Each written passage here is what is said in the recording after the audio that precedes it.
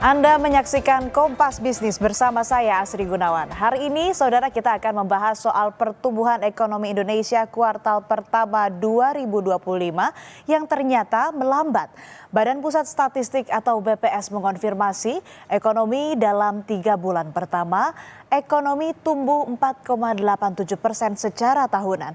Ini merupakan tahun fiskal pertama Presiden Prabowo Subianto dan Wakil Presiden Gibran Rakabuming Raka. Ekonomi bahkan kembali ke level pandemi COVID-19, tepatnya terendah sejak kuartal 3 2021. Yang di layar Anda, saudara, ini adalah grafis pertumbuhan ekonomi setahun terakhir lebih. Nah, kalau kita lihat tahun lalu di kuartal pertama saudara tahun 2024 pertumbuhan ekonomi ada di angka 5,11%. Di kuartal 2 mengalami penurunan sebesar atau angka pertumbuhannya ini adalah sebesar 5,05%.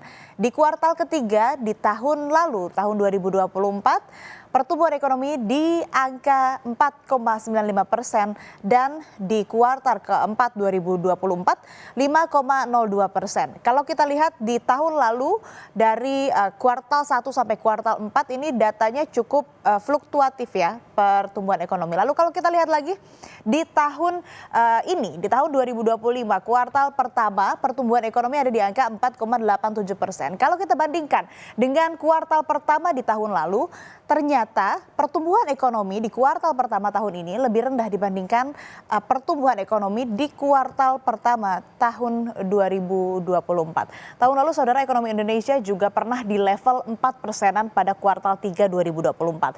Sebagai informasi, mengacu APBN 2025, pertumbuhan ekonomi tahun ini ditargetkan 5,2%. Bahkan di pemerintahan Presiden Prabowo, ekonomi dibidik tumbuh sampai 8%. Apakah target ini akan semakin berat? Nanti kita sama-sama tanya ke ekonom. Lalu siapa yang pertumbuhan pengeluarannya di bawah pertumbuhan ekonomi nasional? Kita ke data berikutnya.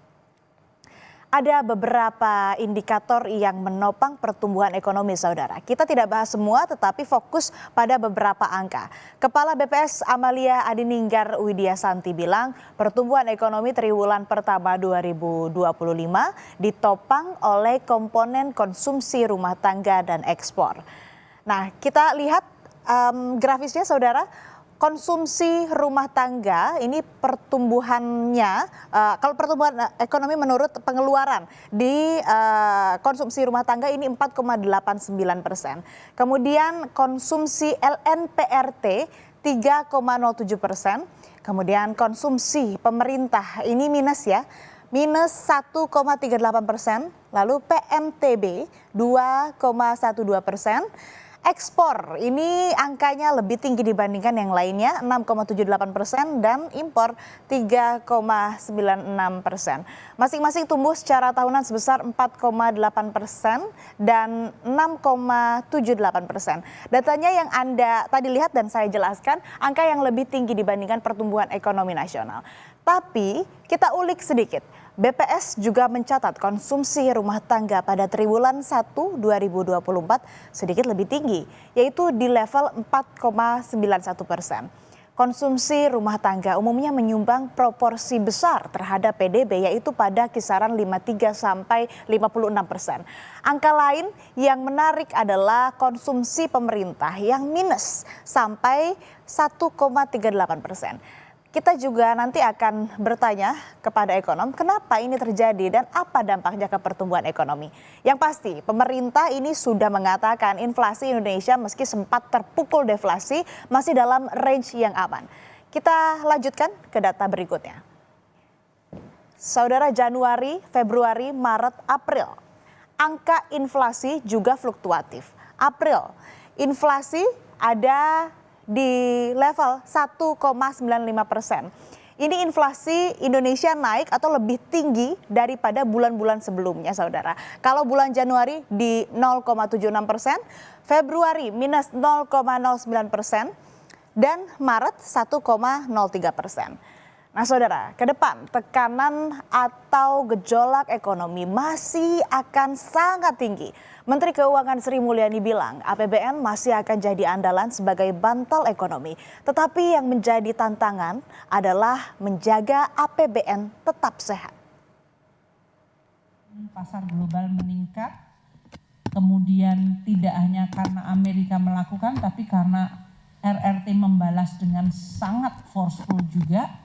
Dan ini menyebabkan guncangan kiri kanan dari berbagai aliran modal. Dengan guncangan yang sangat besar, Presiden Trump kemudian menentukan pause atau jeda 90 hari, tapi 90 hari untuk bernegosiasi dengan puluhan negara yang berbeda-beda ini juga nanti diprediksi akan cukup rumit. Ini kita harus terus mengamati dan mewaspadai dari berbagai gejolak dan dinamika yang terjadi. Nah, dalam situasi ini APBN menjadi instrumen yang sangat biasanya diandalkan. Baik merespon shock, melindungi dunia usaha, melindungi masyarakat, dan juga bagaimana kita bisa tetap menjaga APBN-nya menjadi tetap sehat dan kredibel. Itu tugas yang sangat menantang. APBN-nya harus digunakan aktif untuk melindungi shock, melindungi masyarakat, melindungi dunia usaha, tapi APBN-nya nggak boleh sakit. Itu adalah suatu tugas yang harus kita lakukan.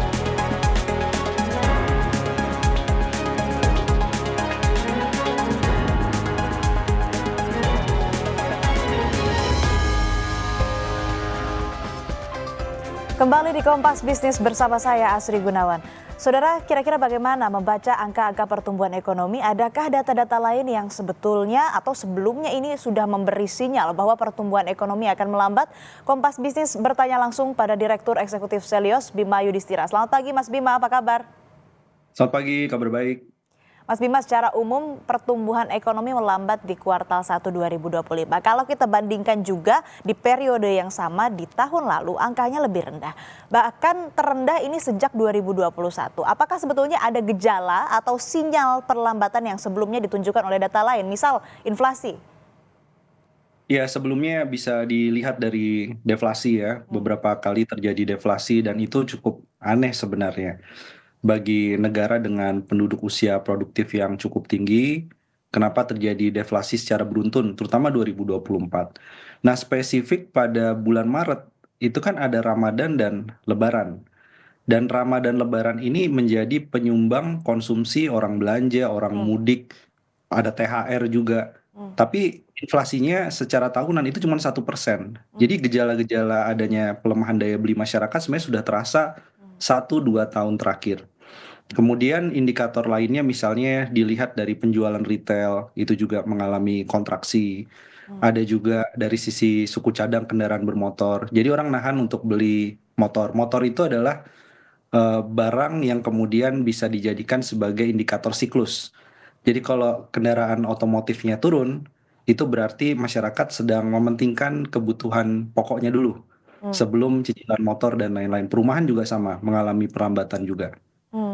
Oke, artinya yang paling menjadi sinyal ini adalah lesunya daya beli masyarakat. Ini sudah terjadi cukup lama juga.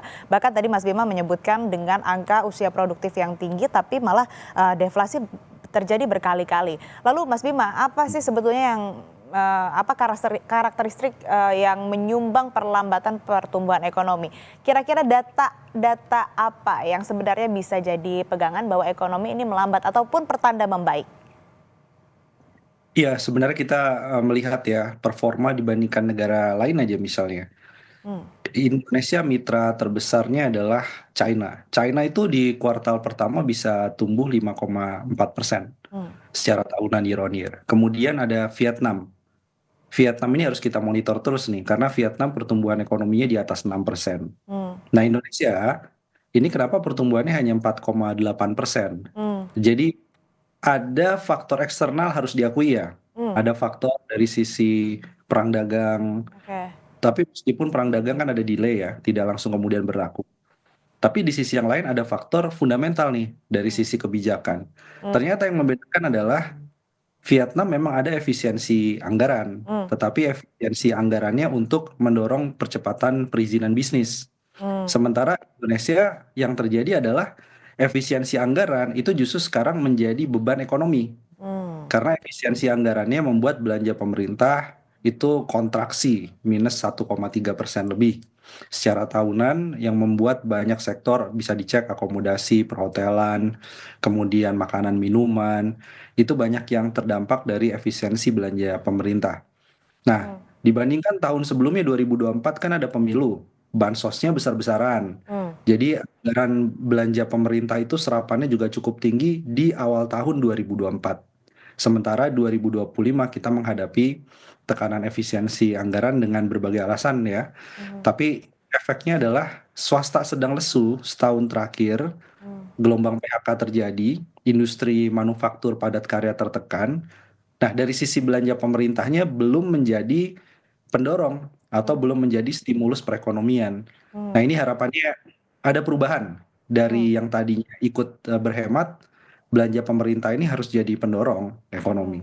Tadi Mas Bima sempat nyenggol dikit soal faktor eksternal. Tapi sebetulnya ini faktor eksternal seberapa signifikan sih berdampak terhadap pertumbuhan ekonomi kita? Jadi faktor eksternal perang dagang itu di beberapa negara, bahkan di Amerika Serikat sendiri, memang ada tekanan ekonomi ya. Tapi seharusnya menjelang adanya pemberlakuan tarif resiprokal, Mhm. banyak sekali produsen-produsen itu melakukan impor bahan baku secara besar-besaran. Atau barang-barang modal mesin misalnya dilakukan impor besar-besaran sebelum kena tarif. Situasi itu tidak terjadi di Indonesia. Nah, ini yang anomali. Hmm. Jadi kalau melihat misalnya dari data impor bahan baku bulan Maret 2025, itu turunnya 3,2% secara tahunan. Mhm. Jadi dibandingkan bulan Februari. Hmm. Artinya apa? Artinya mau secara tahunan, mau dibandingkan bulan sebelumnya, ini perusahaan cenderung untuk melakukan penahanan ekspansi, tidak melakukan mitigasi terhadap kenaikan bahan baku menjelang adanya tarif yang berlaku. Hmm. Nah, ini tidak terjadi di negara lain itu pada borong bahan baku secara eksesif, secara berlebihan. Mhm. Jadi ini tidak dilakukan oleh perusahaan Indonesia. Kenapa? Karena menurut mereka buat apa memborong bahan baku lebih banyak, Hmm. stok masih ada, belum semua terjual, dan ekspektasi penjualan beberapa bulan ke depan, Mhm. ini sepertinya ada tren perlambatan. Oke. Nah, saya ingin konfirmasi juga Mas Bima, pertumbuhan belanja pemerintah kan minus 1,38%. Artinya ini imbas dari penghematan atau efisiensi anggaran ya? Ya, ya, itu jelas ya. Mhm. Karena ada dampak, ada dua sebenarnya. Hmm. Satu, belanja tahun sebelumnya karena pemilu tinggi sekali, belanja pemerintah. Yang kedua adalah karena adanya efisiensi anggaran yang memang by design, memang disengaja. Hmm. Artinya awal tahun saat itu kan efisiensi anggaran menjadi salah satu cara pemerintah mengendalikan utang jatuh tempo, mengendalikan defisit anggaran, dan menyediakan ruang lebih banyak lagi untuk makan bergizi gratis. Sekarang ada Koperasi Merah Putih. Tapi efek dari efisiensi anggarannya itu langsung terasa di kuartal pertama. Hmm. Padahal kuartal pertama memang belanja serapannya masih rendah iya, tapi tidak sampai negatif. Nah, ini baru kali ini terjadi negatif. Oke. Nah, kalau kita mengingat lagi tadi di segmen sebelumnya Kompas Bisnis ada data soal pertumbuhan ekspor, impor, itu ada data-datanya Mas Bima. Pertumbuhan Ya. ekspor ini lebih tinggi ketimbang impor. Pertanyaannya nih, ekspor kita yang membaik atau domestik kita yang melempem? Terbukti nggak ada impor yang signifikan, misalnya impor bahan baku dan impor yang lain mungkin, Mas Bima? Ya, saya kurang terlalu suka dengan surplus neraca perdagangan kita yang Hmm. seolah besar ya. Yang Hmm. artinya surplus ini tadi ekspornya lebih tinggi daripada impor. Hmm. Tapi sebenarnya kalau digali lebih dalam, Hmm. satu, ekspornya ini kan bergantung fluktuasi harga komoditas yang saat ini tidak berpihak pada Indonesia sebenarnya.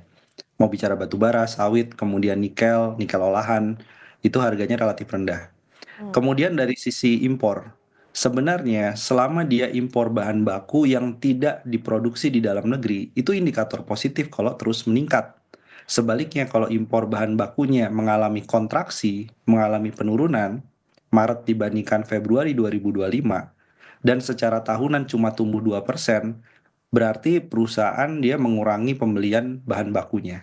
Dan itu harus ditanya lagi, lebih detail lagi. Kenapa kok impor bahan baku, terutama pada saat menjelang Ramadan Lebaran, Hmm. itu kenaikannya tidak terlalu signifikan. Hmm. Berarti perusahaan udah membaca. Saya pikir perusahaan dia punya pandangan bahwa Ramadan Lebaran kalau sudah lesu seperti sekarang, maka bulan-bulan setelah Ramadan Lebaran itu kemungkinan pertumbuhan permintaan konsumsi rumah tangganya lambat, dan berharapnya apa? Berharapnya adalah ada dua, Natal tahun baru, dan itu masih November Desember, masih cukup lama, Hmm. atau satu lagi berharap belanja pemerintah yang tadinya dilakukan efisiensi Hmm. itu sudah mulai dibuka, blokir anggarannya sehingga bisa menghidupi industri manufaktur dan permintaan di daerah. Jadi data yang tadi, meskipun ekspor nilai angkanya di 6,78%, impor hampir setengahnya begitu ya Mas Bima. Ini bisa disebut jangan terlalu mengambil atau menilai mentah-mentah ya, jangan jadi ilusi begitu, harus dilihat juga faktor-faktornya. Lalu Mas Bima, pengangguran juga pecah nih, setahun terakhir bertambahnya 83.000 orang menjadi 7,28 juta orang per Februari. Nah, Mas Bima melihat angka ini seperti apa? Kira-kira akan bertambah atau bagaimana? Mengingat kondisi sekarang. Iya, itu tingkat pengangguran terbuka. Berarti angkanya bisa lebih tinggi lagi karena banyak sekali sektor-sektor outsourcing, kemudian sektor yang terkait dengan pekerja kontrak, pekerja informal itu biasanya tidak terdata dalam data penganggurannya BPS. Jadi ada masalah soal metodologi, belum bisa meng-capture semua fenomena pengangguran yang ada. Tapi kalau digali lebih detail lagi, sebenarnya yang menjadi salah satu concern besar, isu besar adalah pengangguran usia muda. Pertama, kita udah tertinggi pengangguran usia mudanya se-ASEAN. Hmm. Yang kedua, pengangguran ini juga dampak dari adanya 4 juta orang masuk lapangan kerja baru bersaing dengan korban PHK, yang angkanya sekarang 24.000 orang ya, versi Kementerian Tenaga Kerja sampai dengan bulan Maret. Artinya peta persaingan kerjanya semakin semakin sempit. Dan ini juga menjadi salah satu indikator sebenarnya apakah ada pengurangan efisiensi dari sisi biaya produksi yang signifikan dilakukan oleh banyak perusahaan, entah dia industri, entah dia jasa, entah dia kemudian sektor pertanian, yang mempengaruhi serapan tenaga kerja. Dan juga ini menjadi salah satu indikator juga, apakah program-program Pak Prabowo, food estate, lumbung pangan, kemudian ada makan bergizi gratis yang dipersepsikan bisa mendorong serapan tenaga kerja, ternyata efeknya tidak sebesar itu, tidak sebesar yang direncanakan. Sehingga kalau pemerintah ingin agar program pemerintah bisa mendorong penciptaan lapangan kerja, ini sebenarnya waktu yang tepat evaluasi semuanya.